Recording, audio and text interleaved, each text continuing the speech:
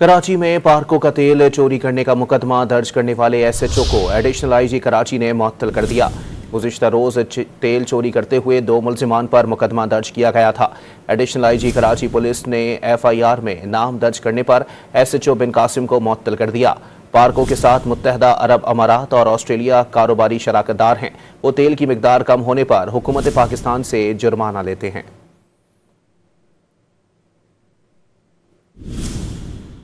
कराची में पार्कों का तेल चोरी करने का मुकदमा दर्ज करने वाले एसएचओ को एडिशनल आईजी कराची ने मुअत्तल कर दिया। गुज़िश्ता रोज तेल चोरी करते हुए 2 मुल्जिमान पर मुकदमा दर्ज किया गया था। एडिशनल आईजी कराची पुलिस ने एफआईआर में नाम दर्ज करने पर एसएचओ बिन कासिम को मुअत्तल कर दिया। पार्कों के साथ मुत्तहदा अरब अमारात और ऑस्ट्रेलिया कारोबारी शराकतदार हैं। वो तेल की मिकदार कम होने पर हुकूमत पाकिस्तान से जुर्माना लेते हैं।